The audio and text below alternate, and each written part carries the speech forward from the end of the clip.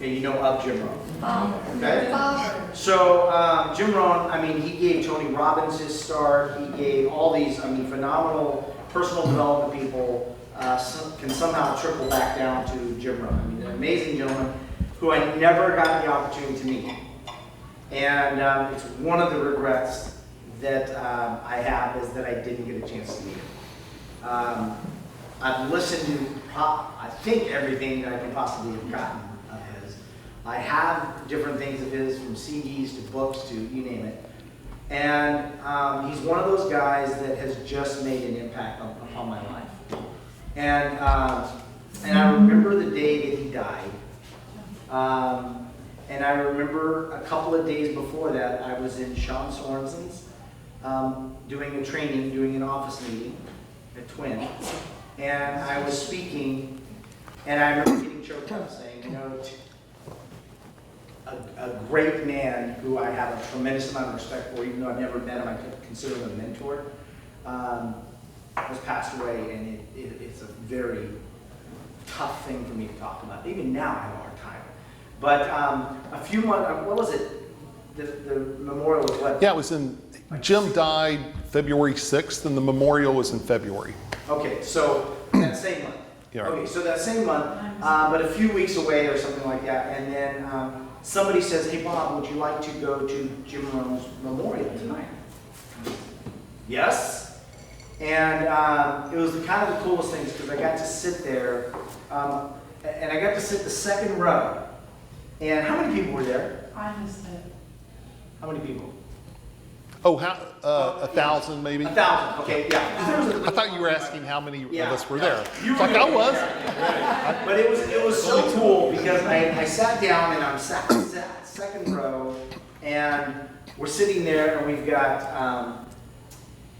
got Dennis Waitley, who's another great mentor of mine. Dennis Waitley, we've got Tony Robbins. We've got the list. Yeah. Les Sitting Brown. Les Brown sitting one front row in front of me.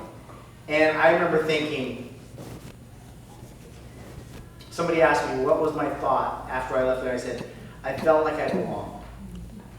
Like I was among people that I belong. And it was an emotional night. But one of the coolest things was I got a chance to meet Jim Rohn's business partner of 18 years, Kyle Wilson. And I remember just briefly meeting, and I just wanted to introduce myself, and we just had a conversation. But that was, what year? 2009. 2009. Or 2010, actually. Okay. Yeah. That seems like it's. Yeah, 2010. So we're 8 years, and from that meeting, we developed a relationship. And we haven't talked a lot of times, but when we do, we always have great, meaningful conversation. And if you know me, meaningful conversation is more important to me than length of conversation. Or amount of conversation. And Kyle and I love who he is. I love how he relates to people. I love his stories. But more than anything else, I love his ability to take an idea and blow it up. He is brilliant. He's done that for Jim Rohn. He's done that for Mark Victor Hansen. He's done that for Darren Hardy. He's done that for Jeffrey Gitomer. I mean, he's done this for the names in the industry. He's the guy that's been behind the scenes making them blow up. And I just have a tremendous amount of respect for that because he hasn't always demanded that his name be put in front. But yet he's always been that guy who knows how to make you shine. And so it's with that being said, I just want to welcome my friend Kyle Wilson. Thank you.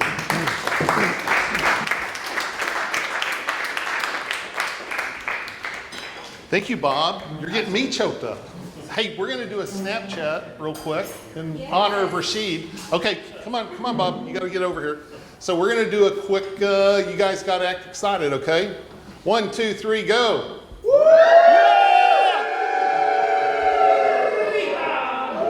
Okay. All right.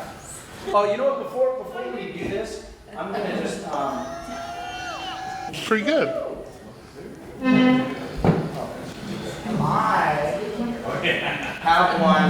I have a dog tag for Kyle as well. Okay.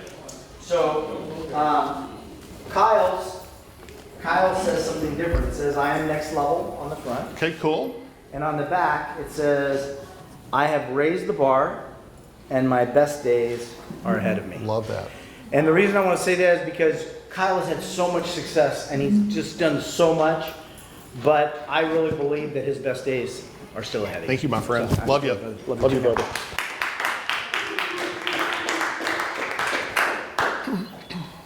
Hey, what an honor to be here tonight. I'm going to put these on the chair.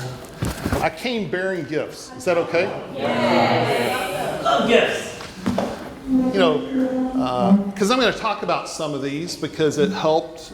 These were tools we used to build our marketing machine. But so, Bob, how much time ideally?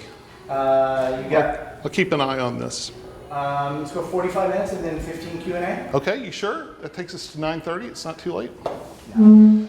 So I got to experience leaving Hollywood at 3:45, and we barely got here. We got here at 6:32. And listen, I had to go from LAX to Hollywood for that meeting, and the Uber apps don't work. They do not work. If they would just follow my directions, we would have gotten here in 2 hours, right? But they're doing the Uber. It's good to see Rashid. This guy's amazing. Everyone knows Rashid really well, right? Yes. This guy's amazing. So we did the snap for you, right? Okay, thank you. Who's on Snapchat? Good job. Okay, so we'll have to friend each other tonight. And those who are not on Snapchat, you're missing a lot of stuff. You really are. He's got good stuff.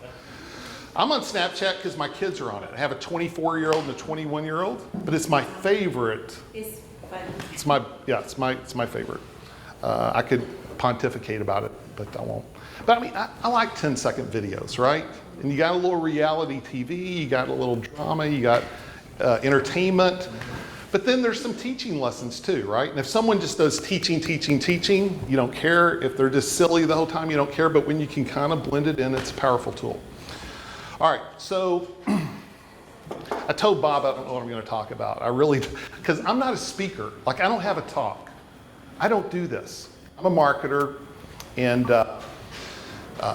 much more comfortable sitting right there than I am here. But I am happy to share. I'm thankful to be with this group tonight. I'm thankful for Bob. I'm thankful for the person he is. I invited him to come speak at my inner circle tomorrow. That's why I'm in town. And he's invited me here multiple times in the past, but mine was always on a Thursday, so we had conflicting times, and so worked out perfect. And my favorite thing in the whole world is good people, truly good people. You know, Zig Ziglar, I did this book called 52 Lessons I Learned from Jim Rohn and Other Legends, and one of the lessons came from Zig. And Zig said, never do a good deal with a bad guy. What great advice. So like one of my biggest keys to business is only work with good people, right? No matter how good it looks, it's not going to be good. It's so easy for me to walk away from anything that doesn't represent being around a good person. So high value. Okay, so most everyone knew who Jim Rohn was, right? Okay, very good. So I could go a couple of directions. Let me just survey. We can talk some lessons from Jim Rohn, or we can talk marketing, or we can do a little bit of both. I am pretty good at marketing. That's my strength. But I was with Jim for 18 years. Do you guys have a preference? Jim, marketing. The shouts are going loud over, Jim, marketing. Snapchat. What's that? Snapchat. Yeah, so, okay, I think I'll go with marketing in the beginning. So, Jim, it was a great marriage. Let me just tell my story real quick. I grew up in a small town, never went to college. I did an interview once and the guy said, wow, to have been Jim Rohn's 18-year business partner, you must have been the class president. And I don't like to talk about it, but I was, I was doing drugs. I was selling drugs. I was worse than that, actually. And at 19, I had a significant emotional experience. I changed my life. I got serious, became an entrepreneur, started businesses. At age 26, I moved to Dallas because I lived in a little tiny town. Moved to Dallas, started another little business. I called on a car dealership. I'm going too much in the weeds. Long story short is I ended up getting a job for a seminar promoter. And to do that, I had to make 100 calls a day, cold call, to book a talk, to book 2 talks, to go in front of a group and speak and share a message and sell tickets for a seminar. And through that process, I got pretty good. And I could get a couple of 100 people in a room every 2 months. But I wasn't making any money. And I said, okay, I gotta change the model. I had to quit that job, go start my own company. And within 3 years, I was getting 2,500 people in a room. So I go to a new city every 70 days, Chicago, Atlanta, Washington, D.C., and I would hire 2 speakers. And it was always Brian Tracy, Jim Rohn, or Og Mandino. Who knows who Og is, right? Okay. Yeah, and so this was 1991, 92, 93. I know I'm too young for it to have been that long ago, but my favorite speaker in the world was Jim Rohn. And so in 93, he asked me if I'd paid him for the last couple of events. I said, yeah, I had. In fact, we'd sold a ton of product. And so him and his business partner owed him $400,000. And he said, so we've broken up, so the next event you can just pay me directly, because that didn't work. And I said, okay, Jim, so I think you're the best speaker in the world, and I'm a pretty good promoter. I'd love to partner with you. And it actually went a partnership, because every partnership he had lost a fortune. Back during the Tony Robbins days, he talks about after 825,000 in the hole, they shut it down, right? So I knew a partnership was an option, so I made him a deal he couldn't refuse. I said, look, I'll pay you like a speakers bureau, 75-25. But on product, we'll split it, and I'll go create the products, because he only had 2. But I'll pay for everything. And I'll take 10% off the top to help supplement that, although it's not enough in the beginning, and later on it became more than enough. And in 1993, started Jim Rohn International, and I created some tools I'm gonna pass out tonight that helped me. Some were a viral marketing tool, but I later on, over time, I built a 1 million+ list. We sold 7 million books. And that wasn't just for Jim. I was also Dennis Waitley's agent, Chris Widener, Ron White, a lot of different people. Because what I found out was with Jim, they would fall in love with Jim Rohn. A doctor would join Amway. He would leave Amway, but what he got was Jim Rohn, right? He heard Jim. And so, but then they would buy everything we would have. Jim didn't have a lot, had to go create more product. But then they wanted more because they got turned on to personal development. So I'd worked a lot with Brian Tracy. I could tell you story after story after story of how much I wouldn't be here if it wasn't for Brian Tracy too, because there's a whole, in fact, I'll get to it, I think, in a little bit, of how without Brian, I couldn't have done what I did. And so I thought, I'm going to start another company called Your Success Store. And that's where I had Jeffrey get him right. I feel like I discovered Jeffrey, by the way. Like in 1994, he drugged me to his house, made me look at his library of, 50-year-old sales books, and I became his advocate. And I brought him into TPN. There was a company called TPN, and I brought in every speaker. So Les Brown, Brian, yeah, that was me. So Jeff and Eric came to me and they said, hey, we want Jim. I said, I can't get him for you because of Herbalife, but I can get Brian, Les, because Les had just come up like a month before that and said, will you do for me what you've done with Jim? Because with Jim, that first year, he was doing about 20 speaking engagements at 4,000 an engagement. And that first year, we got him to 110 dates at 10,000 and eventually 25,000. And the biggest thing I had to do now is go create product. And I'm going to talk about that. It's called The Wheel. I'm from Texas, so not the will, but the wheel, like a circle, right? and I'm going to talk about that. And it's going to apply to every single person here. Here's my ultimate goal, is that you get results. Like, if you don't have a list, if you're not building an audience, that's going to change after tonight. That's my guarantee, okay? So we're gonna talk on a lot of different levels. I'm not just here to talk about some pretty cool things I felt like that were accomplished. I really want to bring this home to everyone in the room. But So let me just, when people say, hey, Kyle, you're a marketer, and I call myself a marketer, I do want to clarify that. So I got 3 things on marketing. So number 1 is my definition of marketing, and I came up with this myself. This is what I've been saying for 20 years. Marketing is connecting the dots. That's all it is. It's not manipulation. It's not being clever. It's frankly just taking your product and service and connecting it in the most efficient, effective way with the customer, with an audience, right? And it doesn't matter if you're in real estate, mortgage, the seminar business, selling widgets. It's that simple. And so it's simply connecting the dots. And so anyway, I could go on that, but I'll add this to it. I think part of what you have to do is look at your competition. Part of what you have to do is look at the marketplace. But here's a big one, your secret sauce. So with Jim Rohn, I built around his secret sauce. And I'll talk about that in a minute.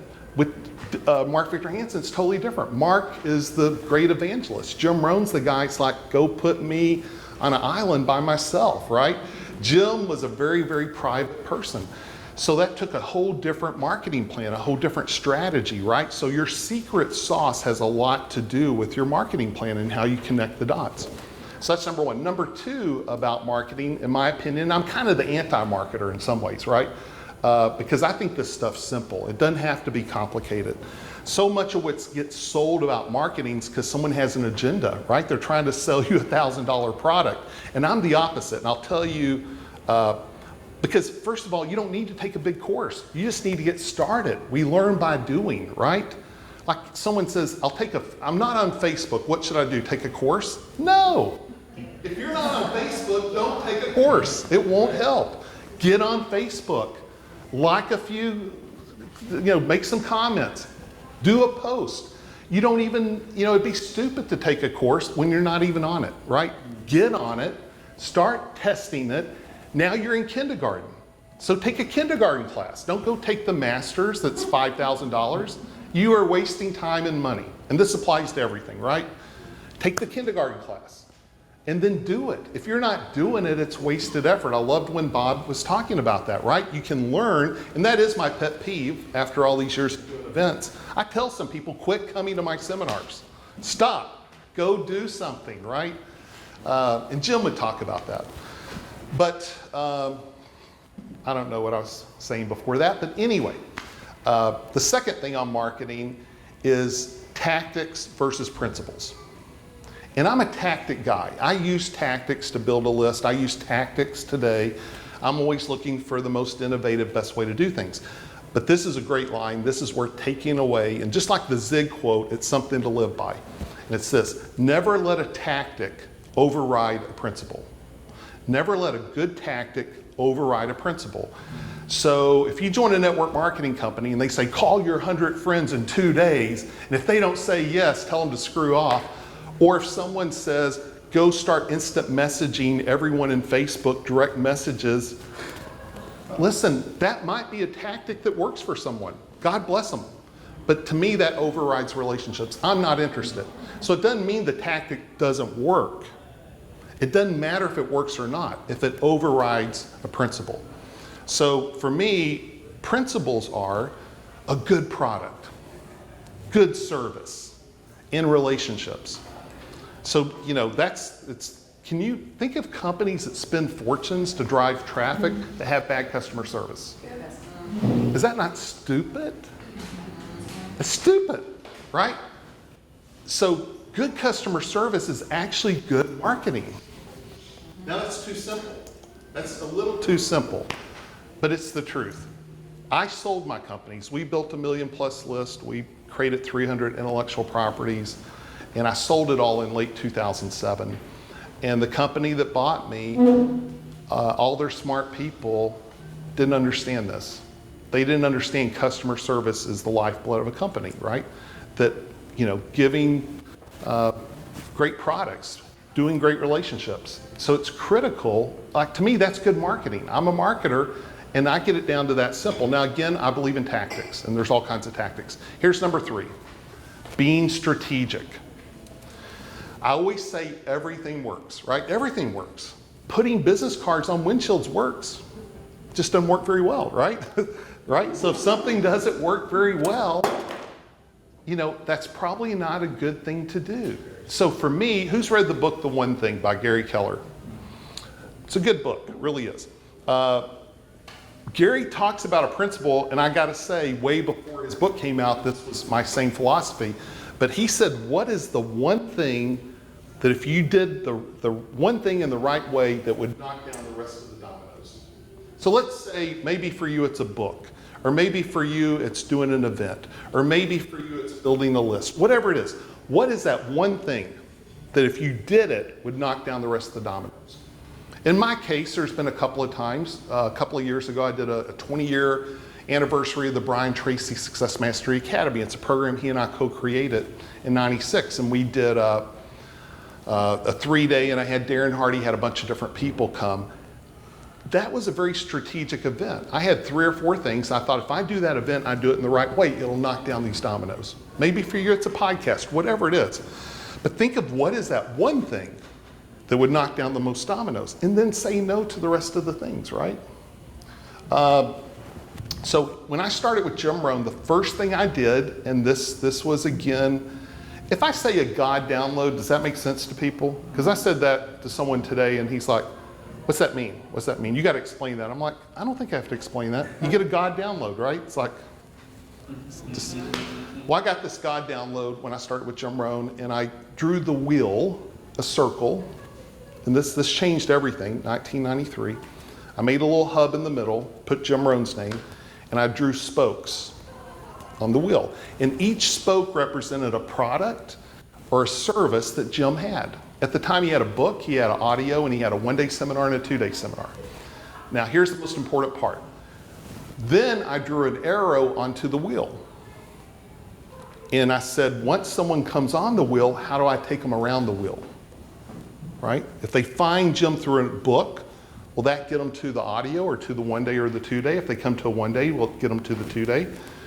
And then here was the next big thing, the next big epiphany, is how do I get more people on the wheel? Most people are asking, what's that next spoke? What's that next product or service? And I say it doesn't matter if you don't have people on the wheel. People come to me all the time with great ideas. They're like, hey, I'm gonna go do this and this. I said, that'd be great if you had an audience that would buy that. When I had my 1 million+ list, I could have sold that maybe for you, but your great idea is meaningless if you don't have an audience for it. So the number one thing in 1993 for me, when I partnered with Jim, guess how big his list was? 0. Oh. 0. No, he didn't have a list. No, of course not. But none of those guys did, right? And it would have been a mailing list, but he had no list.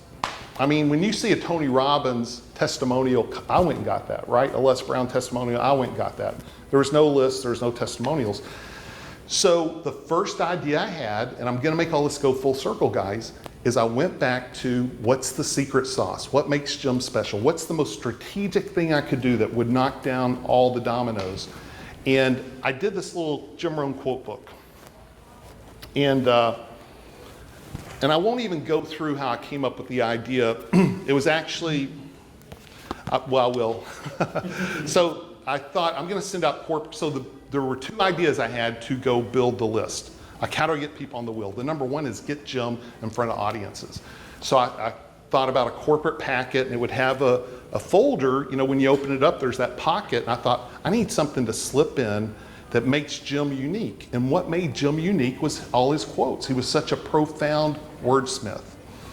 Now again, there was no Google, so it's not like I went and Googled the Jim Rohn quotes. I went through my notes at the seminars, and I went through his book. He had his audio series, and I came up with, it's hard to believe, almost 1,000 quotes by Jim Rohn. It's that crazy, right? Now some were debatable. Is that Jim's or was that Think and Grow Rich? But it's like I just took them all. Then I got it down to 365, and that became the hardbound Treasury of Quotes book. But then I got this little pocket size, and this was the idea that really worked. Got it to 110 quotes, and I thought, I'm gonna empower our advocates, because Jim's secret sauce was he was a wordsmith, but his advocates also loved him. It's like if you were a Jim Rohn fan, you were a Jim Rohn fan, and you wanted everyone to know about Jim. So I gave them a tool, and this is important, guys. Are you helping your advocates tell your story? Are you making it easy? So here's what happened with this. I moved 7 million of these. I didn't sell 7 million. My people bought them and buy them 10 at a time. So people would say, wow, you could sell this for $5. Leatherette, gold foil. And I'm like, no, I'm going to sell them 10 for $10. Now I printed them for 30 cents because I'd print 50,000 at a time. But 10 for $10 because I wouldn't even sell them to you one at a time. What's one? $10. What's 10? $10. You know, and I still made money. So here's the thing. I put my catalog in the back. I put how to order these in 10, 100. TPN ordered 50,000 of them, right? When I first met Jeff Olson, he took this right out of his briefcase and said, did you create this? Now, again, I had a different, bless you. I had one that looked different than this. Mine was actually smarter than this. They don't get the concept. They changed some things in it. But the next one I did actually was for Mark Victor Hansen. I did one for Brian Tracy. I did one for Dennis Waitley. Did one for Zig Ziglar. And I have some of at least 3 or 4 of those. I'm going to pass them out in a few minutes. But if I pass them out, you're going to start looking at them. So I'm going to pick a spot here and we'll get out some stuff. But that was the point. So here's what it got down to. It got down to, how do I build an audience? And that's going to be my question for you guys. I know speakers that speak 100 times a year that have never built an audience. I know speakers that have, speak 20 times a year and they're building an audience. I know authors who have sold 1 million books and never built an audience. Karen Somerson, one of my really good friends, she sold millions of books, never built an audience. At the time, now she's built a massive audience. I started working with her 5 years ago. But one of her students was Maria Forleo. Everyone know who Maria is? And Maria would just come, it's like, oh, Karen, you're amazing. And Karen's like, okay, thanks, Maria. And Maria actually went out and built a list and built an audience and started talking to it. Now has B-School and all these amazing things, right? And she's probably making, I don't know, I'm guessing 15, 20, 30 million a year. And Karen is still making royalties on books, but Karen's now building the list, right? But I could do that all day long and tell you the difference between 2 people, 2 speakers, that one built a list, one didn't. 2 authors. Now again, does that apply to doctors? I know in my inner circle I got 4 surgeons. One is now finally he's building a list. I know realtors. I know every industry you could imagine. The difference between those who build a list and those who don't gets down to one thing: intention. And understanding the value. When I sold my company, that's what they really bought. They didn't buy Jim Rohn. They didn't buy Dennis Waitley. They didn't buy the 300 products that they got, the intellectual properties, all this. They bought my list, my 1 million+ list. And this is recorded? Okay. It's not Facebook recorded, right? No. Yeah, I mean, okay, yeah, like the guy Darren Hardy didn't buy the company. He worked for the guys that bought the company. Darren was the publisher. But Darren knew how to leverage the list. He inherited my 1 million+ list.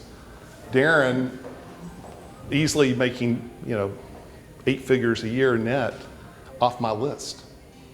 And because he knew how to leverage, that's why, he talked about Jim Rohn, right? Darren Hardy, Jim Rohn.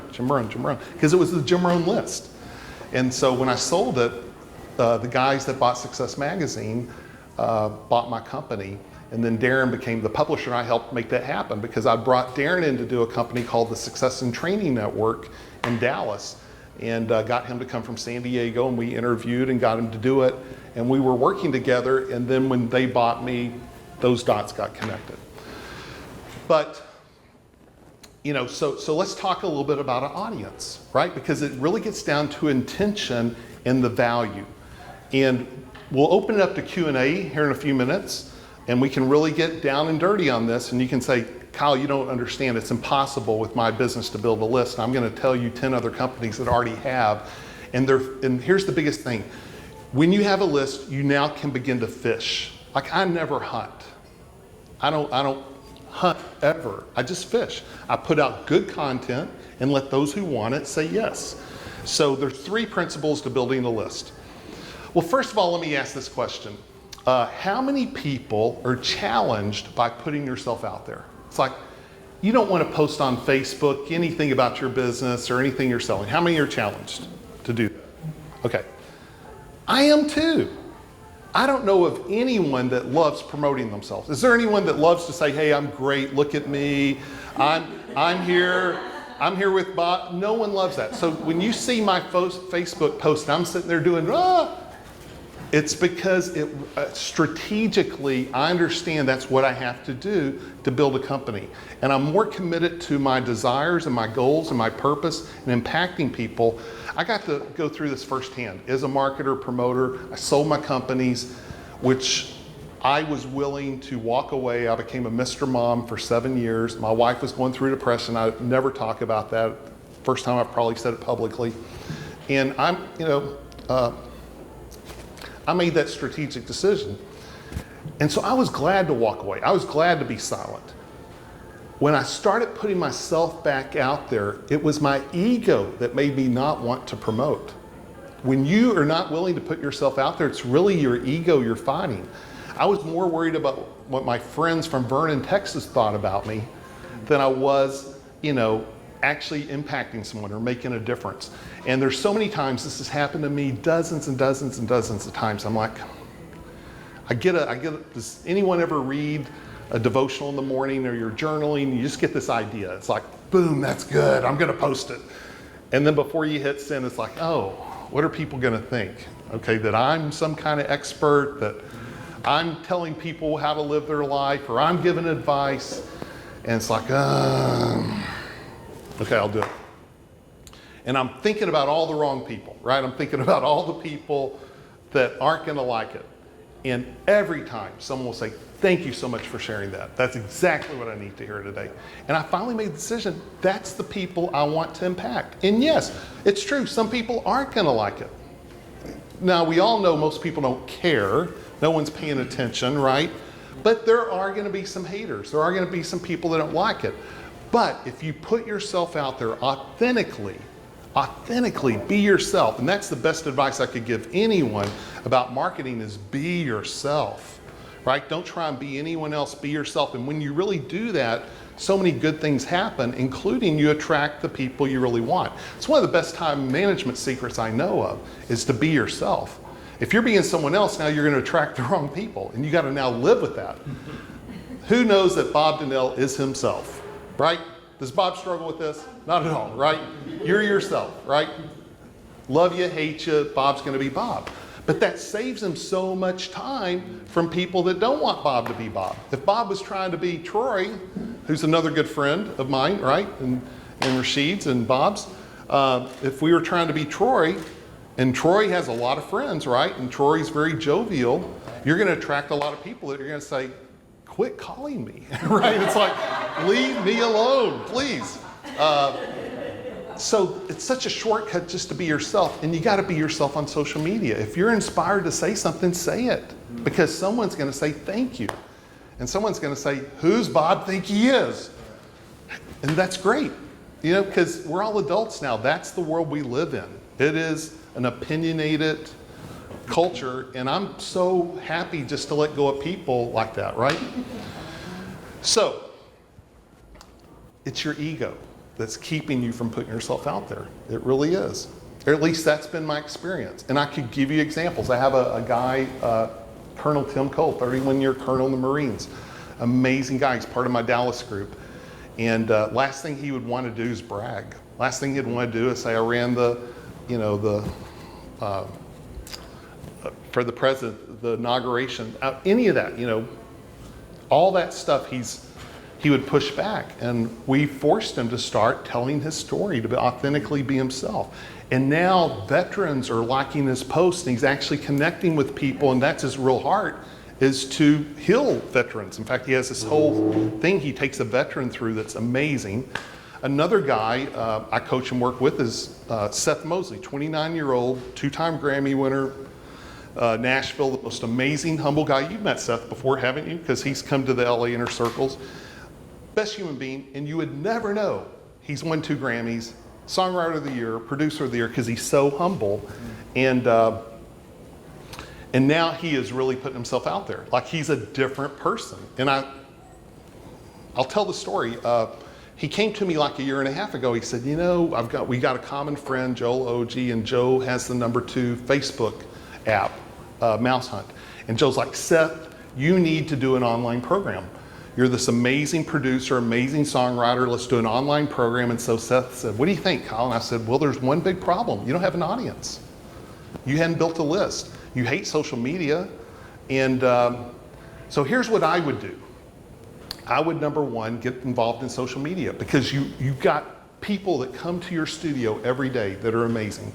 You have an amazing story, you have amazing people showing up, and just get consistent on doing it. The other thing I would do, and just a thought, is I would start a podcast. Again, you already have a studio, you're set up, you have the equipment, you're in that world, you have producers, you know, you got the sound guys. It's an easy thing, start a podcast.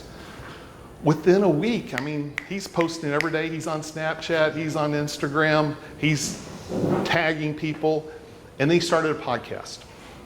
And I said, here's the third thing I would do. I would test it. Now here's a good line. If it's not gonna work small, it's not gonna work big. Don't go build the Taj Mahal, right?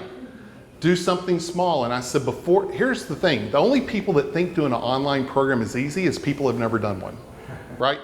If you go do an online program, it's work, because to actually do it correctly, there's 1,000 pieces. When you see Rashid do this stuff, there's a lot of details, right? A lot of stuff, especially if you're doing upsells and autoresponders and all the stuff that comes with it. And it's hard to do a program in a sterile environment, right? Just to go out and look in the camera, and it's hard. And I said, here's what I would do. I would do a live event. Keep it to 20 people. Just do it a weekend, because here's the thing. As a producer, he was booked up solid. And I said, to go out and do an online program is hard, but for you to show up for 2 days and talk to potential songwriters, you can do that in your sleep. I said, do one, keep the numbers low enough that you know you can fill it up. So like $300, 20 people, sell it out early, say it's sold out, we'll create a waiting list. That's what happened. Created a waiting list. Came back out with the second date. Doubled the size, doubled the price. Sold it out. Third one, tripled the size, tripled the price. Now he has bigger names coming. He has producers, he has songwriters. And then on that third one, it's a home run. Everyone's in love. He's got testimonials coming out crazy. So testing it small, it works, right? He's onto something. And he's creating the content already. He now has all the content he would ever need for the online program. He's got to work it out. He's got to figure out what works and doesn't. And he's getting paid to do it, right? He didn't have to sit there and guess, you know, he's actually getting paid to do it. And here's what's really cool, and this is what happens when you just do things the right way. He had someone one day say at the third one, he said, hey Seth, this should be an online program, and I'm an online marketer, and I'd love to do it for you. I'm like, and he said, Kyle, what do you think? And I'm like, do it, dude. That's it. It wasn't to not do it, to never do it. It was don't do it first, because A, you don't have time, B, you don't know what you don't know, and C, you don't have an audience. But 9 months later, what you do now have is you've had a podcast that's grown like this. You're amazing at social media. You're doing all the right things. So now you can do an online program, right? Does that make sense? Yeah. So it starts small. You know, one of the things I always say is we learn by doing, right? I didn't know how to be a seminar promoter. I had to go do it. I didn't have to take an online course to become a seminar promoter. That would have been a waste of time. I had to actually go do it. Then I had to learn to be an agent. I didn't know anything about being an agent. Then I had to learn to create products. I had to learn to create a list. When the internet came around, I didn't even know how to type. I didn't have a computer, but I understood marketing, and I saw the internet, and I saw the internet different than most of the people around me. Mark Victor Handsome, he and I traveled the country together. We were best friends. I partnered with Mark and Jack on Chicken Soup for the Entrepreneurial Soul. And that was like 1995 when we did that. And I would book Mark for all my events. And in 1999, Mark said, Kyle, the internet, you got to get on the internet. And I've got the perfect guy. And I talked to his perfect guy, and his perfect guy was a salesman. He wasn't a marketer, and I picked that up really quickly. He was a salesman who understood technology. And I'm like, I don't need the salesman part. I just need the technology part. So I'm the marketer. I need to find the technology. And so I figured it out pretty quick. And the main thing I did, I think that no one else was doing, everyone was trying to sell. And I'm like, no one's going to the internet to buy. They're going to research and then going, you know, so I made it about building a list. For me, it was all about getting people on the list. So I started the Jim Rohn e-zine. I started messages from the masters, quotes from the masters, and it was all to get people on a list and talk to them, because what happens if they're on your list? And you talk to them once a week. Now you get to talk to them 52 times a year, and you're getting to fish instead of hunt, right? Fish is you're getting to put out good stuff. So if Bob, you were on all my list, right? Yep. In fact, I can't tell you how many people I run into that don't know I had done your success tour, or know that I produced the Success Master Academy or whatever, and they say, you know, I bought a ton of stuff from you, and I'm like, thank you very much, right? I bought all that Dennis Waitley stuff. But who listens to Tim Ferriss? Tim Ferriss? Yeah. Oh God, is he alive? He's good. So one thing Tim says that I 100% agree with, and this is very different than people who scream avatar only and only focus on your avatar. And really, they're two different concepts. One is a funnel, one is the wheel. They're different. I have both. I have multiple funnels. I have 50 lists. I have multiple membership sites, but a funnel is not the wheel. They're two different concepts. And one thing Tim says that's very much along the line of a wheel and not a funnel is he says he realizes his audience is made up of about 10 different demographics. And he never tries to talk to one demographic, to all 10 at one time. He said, this week I'm talking to this demographic, and this week this one. And I did the same thing. I would do a Dennis Waitley article on parenting, and maybe you'd raise your hand and say, wow, I want that. And then the next week it's on sales, and the next week it's on fitness or whatever. And sometimes it's about none of that, right? It's just pure personal development. But the key is just talking to your audience. Now in your world, let's open this up to some examples.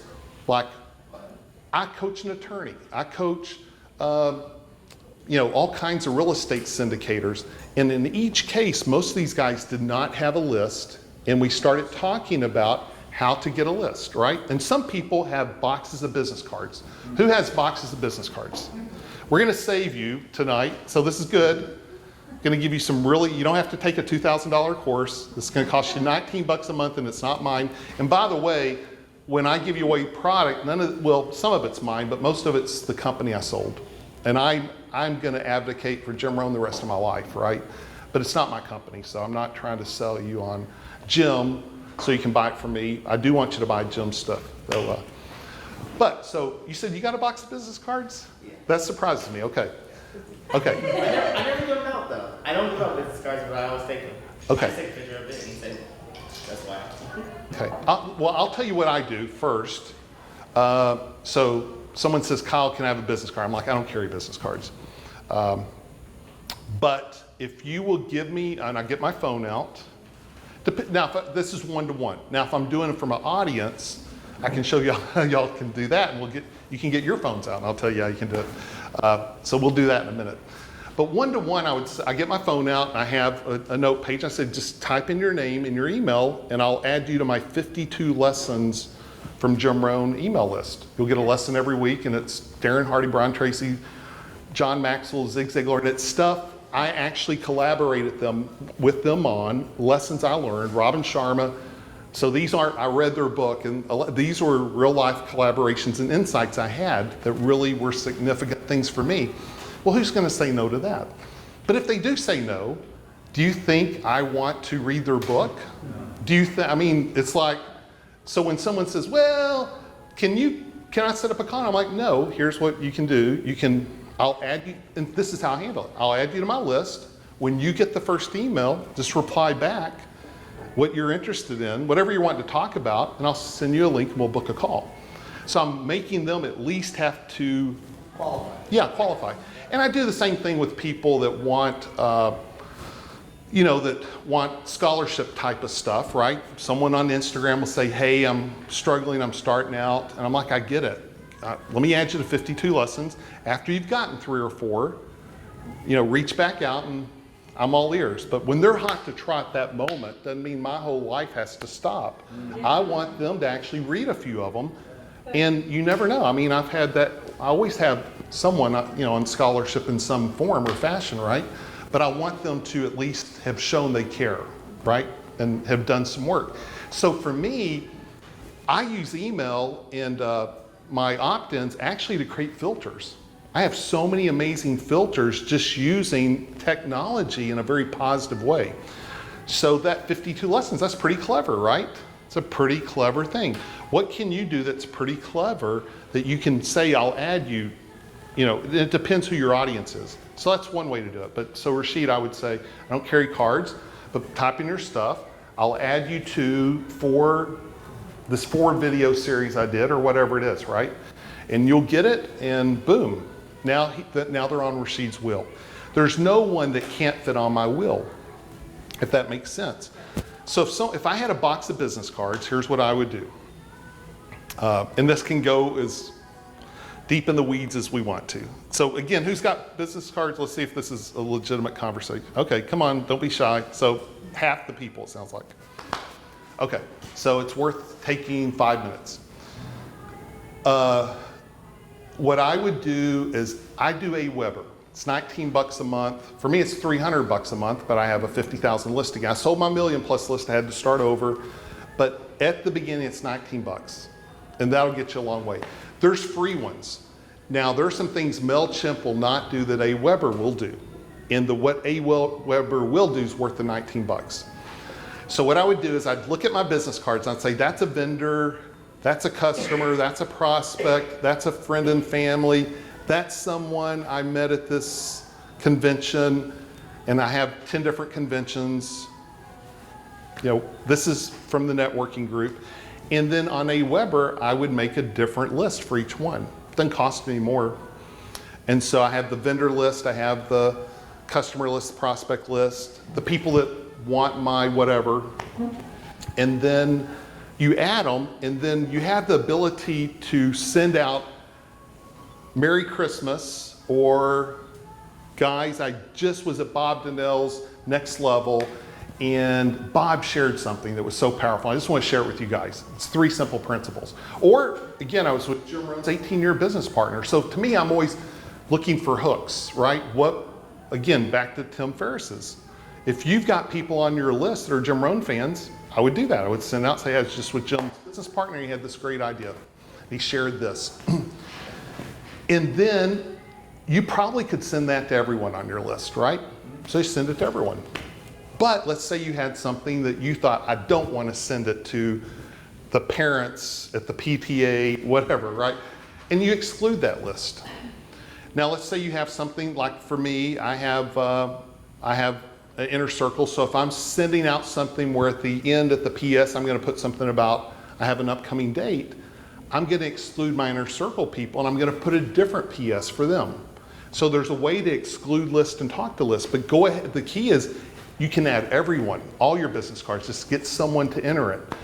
Now, AWeber's not going to want 5-year-old business cards that when you add them, they get kicked back. So how I solve that is I go to a free list and add those, let those get kicked back, let the people accuse you of spam, let the people that are gonna unsubscribe get it cleaned up with the free list, then move it to AWeber. If you're manually adding people from AWeber, you can only add 10 a day.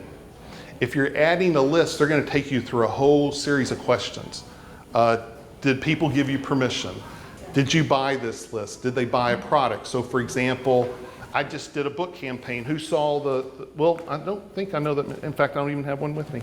I just did a book called Life Defining Moments. And we did the Amazon #1 Life Defining Moments. And I had 7-time Emmy winner Nui Scruggs, had James Malinchik, had a bunch of cool people in the book. And we did the campaign, and so they could get a bunch of free gifts, send an email. So I was able to add all those emails to AWeber and say, yes, they purchased a book. Yes, they were promised they were going to get these 5 different free gifts, and they let me bulk add them. But if you're just taking business cards, you can only add 10 a day. But, and so what I would do if you're doing that is add the best ones, add the ones that you know are good. So let's say after 10 days you've added 100 names. I mean, am I getting down in the weeds enough? This is good stuff, right, Bob? We're not talking million+ lists. We're talking if you got 100 business cards, 10 a day, and then send an email and let it have a great open rate because it's your 100 best people. If you're going to manually add your best people and start talking to them. So I got 3 keys to building a list. Number 1 is get people on the wheel. Quit collecting business cards, find a way to actually put them on the wheel. Number 2 is organize the list. Number 3 is talk to the list. The talking to the list is when you start fishing. And I'm just looking for things for people to say yes to. And I'm so cool if they don't. It doesn't matter to me. I'm so unattached to who says yes. And who I think is going to say yes doesn't, who I didn't even know was on my list. I can't tell you how many people, there's some that have written significant checks for different things that I'm like, wow, what, because that's a question I always ask everyone. How'd you hear about this? Or, what was it? And they'll say, yeah, I've been following you for 3 years. I've been on your list. I love everything you do. And yet I'm like, well, good to know. You've never replied to one email, right? You've never said, Kyle, that's awesome. But 3 years later, they're showing up, and wherever it is. And so that's the thing. You have to just start putting it out there, right? And so if you're not doing it with the list, start doing it with social media. So step 1 is do it with social media. If you're not doing it with your list, step 2 is start collecting. Start collecting, the people in your world. And step 3 is start talking to them. Lots of different directions I could go, Bob. Well, I'll share one other thing, then we'll go to questions. Is I talk a lot about books, and sold 7 million of the little quote books. Viral marketing tools.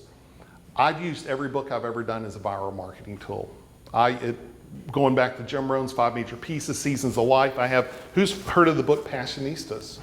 It was just with my partner, Erica Dela Cruz.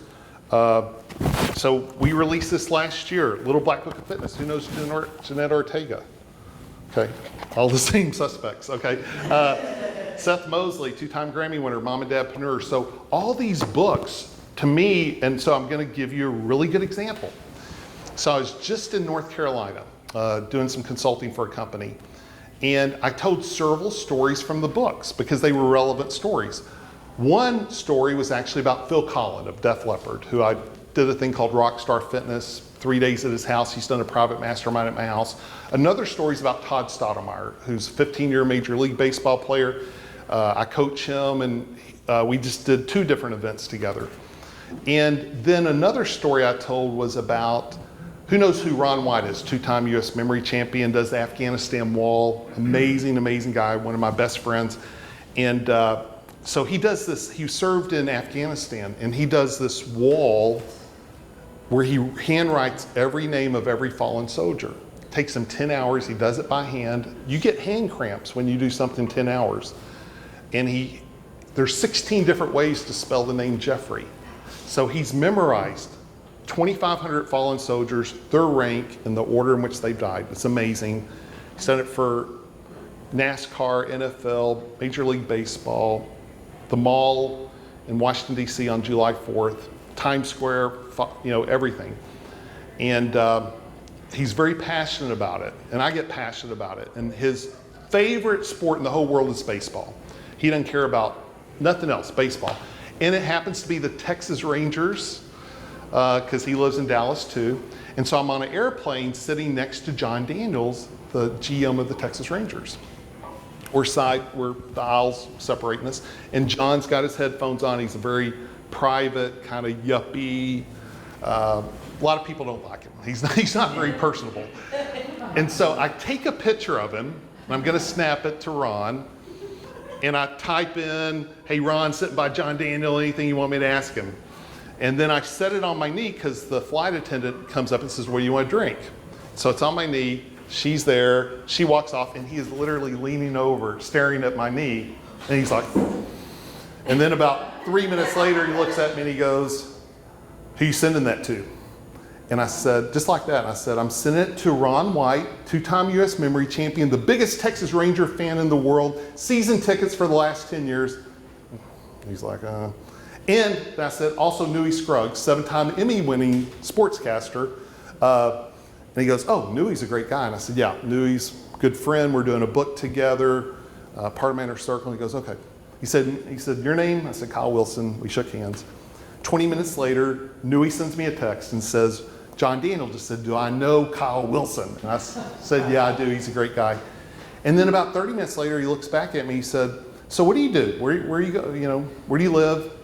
And I tell him about Ron again, doing this Afghanistan wall. And he said, done. Love to do it. Here's my email. Connect the dots. So I told that story. So in North Carolina, tell Phil Collin, tell baseball.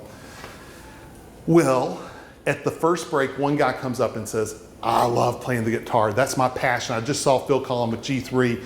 And he goes through the whole story and he said, you and I are the same person. And I play a little guitar, but we're nowhere close to being the same person. But he could relate to that story. He's a Jim Rohn fan, but he didn't bring up Jim Rohn.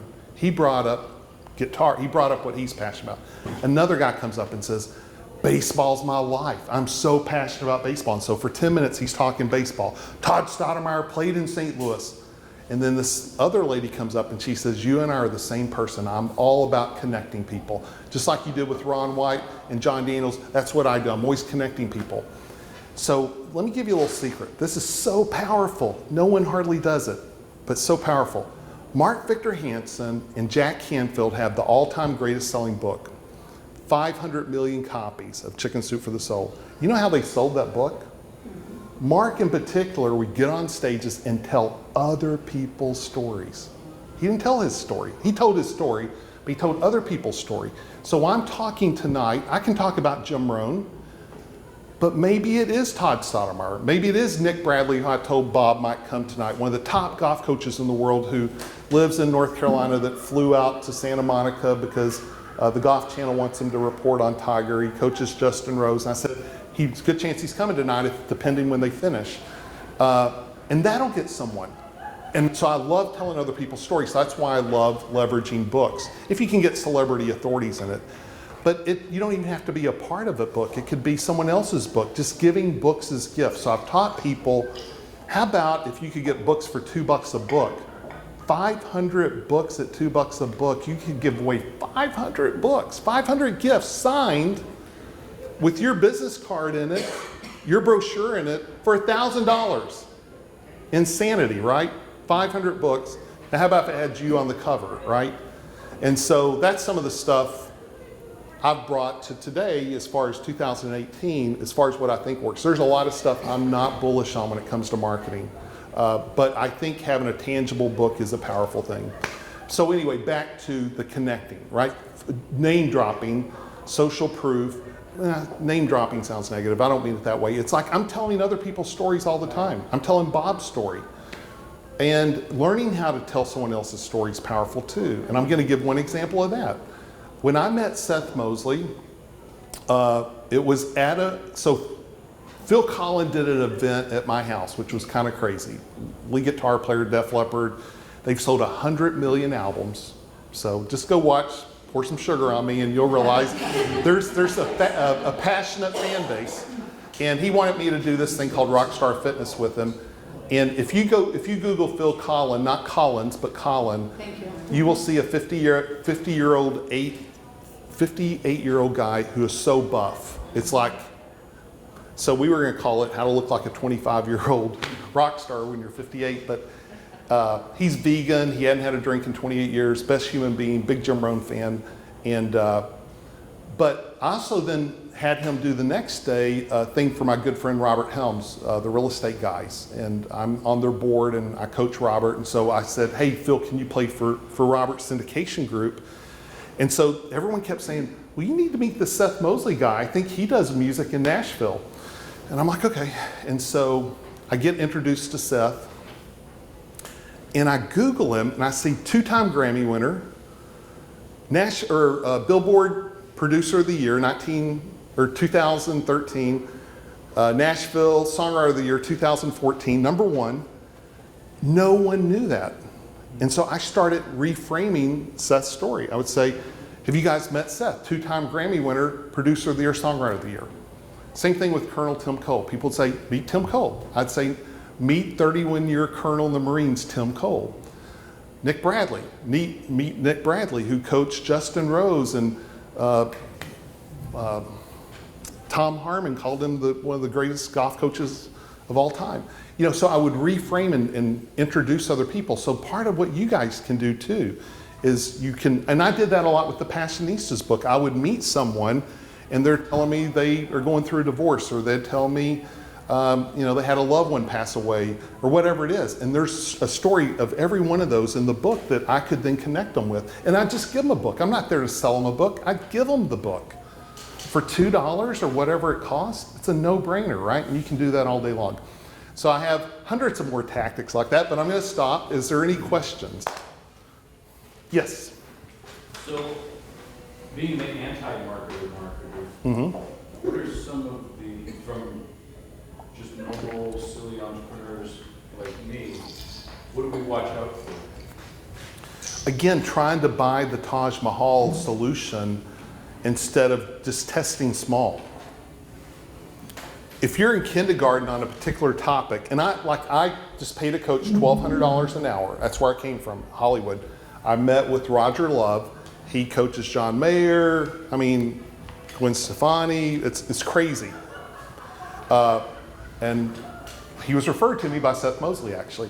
And when it comes on a scale of 1 to 10, I'm between 0 and 1 on voice. It's like, I told Sophia on our way up, it's like, I think I breathe the opposite. When I'm talking, I'm actually breathing air in. It's like it's horrific. And so he's taken me through, it's so embarrassing, everything we're doing. And I could pay a voice coach $50 an hour, probably. This was our 6th lesson at $1,200, and 4 of those were by Skype. But I do feel smarter just, you know, by paying that kind of money. I really do. There is something synergistic about getting around the real deal. It's like truly there's almost a transformational, there is. It's like, but the point is with that, you know, if you're at kindergarten, you can't go from kindergarten to doctor's degree. You can't even see what you, there's no way when people are new that they can even, it's all wasted information. You have to actually do it before you can see the next thing. So I'm anti-marketing on buying big courses. That is one reason I love books, is because that's a deliverable, right? I can show someone how to leverage a book, but on a lot of the online, and it's why I haven't done one. That's why, I mean, I could do it all day long and I've not done it because I think it's such a cookie cutter, it's hard to do it. And I'm not saying I just wouldn't spend a fortune on something like that unless it's a deliverable. Deliverables are different than knowledge. It just depends where you're at. If you're the further along the best people I coach are the ones who are already doing something, right? They're going to get the greater results. It's hard to get great results with someone new. And I always push them away and just say, go get started. You know, do the next thing, do the next thing. Yeah. So you have me as a, hello, on this story piece about sharing and retelling stories. Right. And the one that hit me the hardest is on Mandino, Right. the 12th angel, locked myself in a garage, I couldn't stop reading, and I was bawling my eyes out. Right. So you've got me, but now how do I learn how to do it like you've learned it? Well, there's multiple ways. There's your own book. There's being part of a compilation book. There's buying someone else's book. Like you're talking about how you're sharing other people's stories. Right. How do you get that where you can share that so authentically where they feel it? It's got to be real to you. Okay. And again, so for me, when I meet someone I don't know, right? Let's say I met some new people tonight. So I met Netta. And I said, Netta, I know another Netta, and I'm going to see her tomorrow at my inner circle. And I said, so where are you from? She said, Iran. I said, well, so is Netta. So what I do? I got Snapchat out, and I snapped me and Netta, and I sent it to the other Netta. I'm just looking for ways to connect with people. Now, I can't teach people, hey, now, here's the next thing you do. You go snap. I just find out what's important to people. The stories that you're sharing in the book. Uh-huh. So do you interview these people first? Well, I have Facebook, I have all kinds of stuff. I have videos, I have coaches, they get coaching calls with me. There's all kinds of stuff. And the number one thing is something can't be viral unless it's good. So there's two things for me. Number one, it has to be good. You're not going to recommend a movie unless it's good. Not going to recommend a restaurant unless it's good. So my highest thing is let's get great stories. And so there's a process through that. Typically there's a significant emotional experience that happened. It's helping people find it.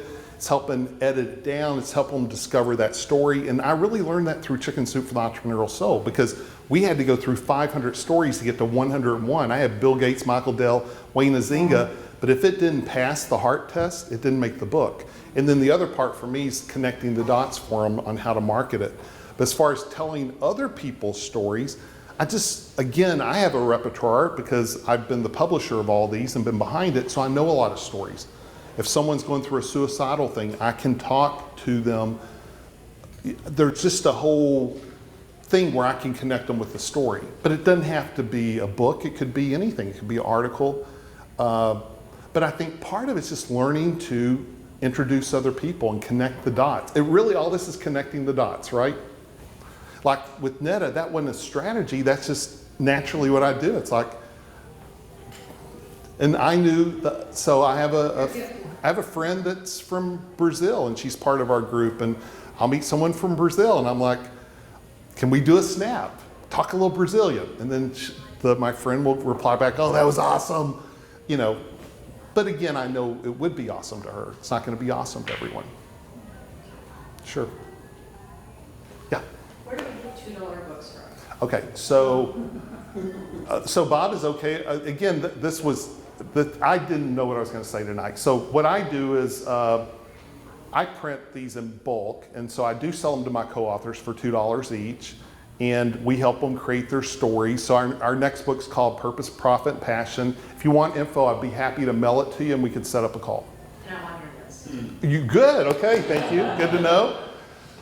Good. Okay, so I want you guys to be able to connect with them afterwards. So we need to cut this portion, but so that you guys can spend some time getting to know them and talking to them and getting a picture. Can I tell them how to get 52 lessons? Yeah, absolutely. No, definitely. Okay, so take your phone out, only if you want to. If you don't want to, don't.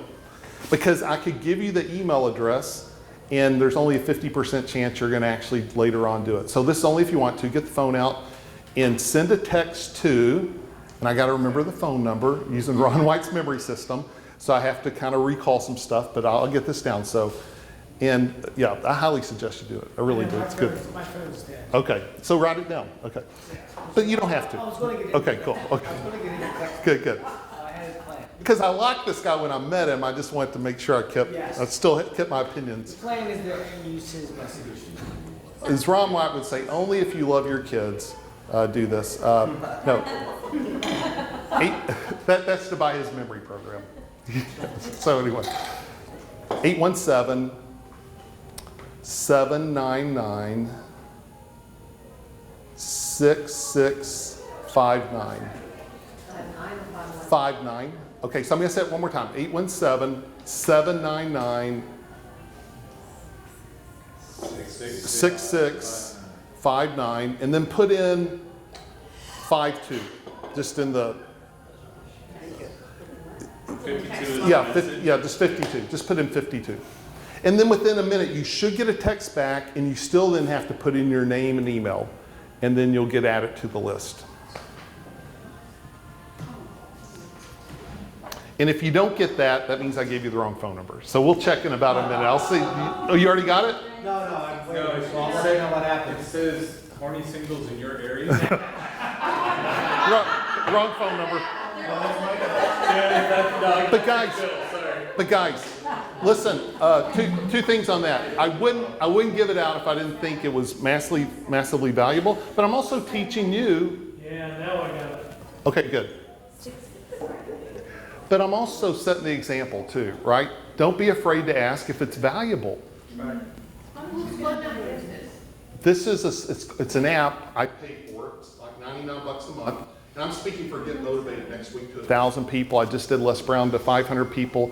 It's the only effective way I know to do it, so I bought this app. I don't typically do it if it's a smaller group, but it's actually pretty efficient. Yes, Bob, I'll turn it back over to you. That's the best way to do it. Yeah. So The fun thing about Kyle is not only does he know what he's talking about, but not does he just know it, but he's actually does it and has done it. And it's just been an honor, ever since we met at Jim's memorial. I just remember thinking, this is the guy that's behind those guys that I respect so much. And it doesn't take anything away from them. No, we're totally different thing, right? And I just love that. And I love the fact that he's now out doing his own thing and watching him create these masterminds and create these things. And it's awesome to watch you doing that and see you just living your life versus just, helping somebody else along the way, which you're helping them, but you're doing some amazing things yourself. So that being said, guys, I just want to tell you that there is never a shortage of great people, but they're not going to come find you. You're going to have to go find them. You're going to have to put out the qualifiers. You're going to have to look for them. And the reason I say that is because I see so many people say, remember I was just posting on Facebook this week. Bob, there's just a shortage of the kind of people that like you and like some of your friends. And I go, there's not a shortage. You're just looking in the wrong place. And either A, you're looking in the wrong place, and I said, or I'm going to be brutally honest, or you just suck. And nobody wants to be around you. I said, the bottom line is there are people that will choose to not be around you if they don't like you. So decide, either those are your people and you need to change, or those aren't your people and you don't have to do anything. They're just going to be attracted. Jim Rohn, one of his greatest quotes that I heard was, if you become, you can attract. Right. Not if you attract, you'll become. Right. It's if you become, you can attract. And I love that quote because, but guys, I know the people, I know the quality of the people in this room. And it's so funny because I know all of you and I know personal stories about each one of you. And if you knew what I knew about the people in this room, you would be clamoring, you would be calling every one of them every week and saying, can we have coffee? If you knew what I knew about the people in this room, you would be begging to spend one-on-one time with them. But if you're not, why not? So that being said, guys, grab a picture, talk to Kyle, and you guys be safe going home. And if you want any information, if you're a guest and you want information on how to become a member, come up and see me afterwards. We can talk to you.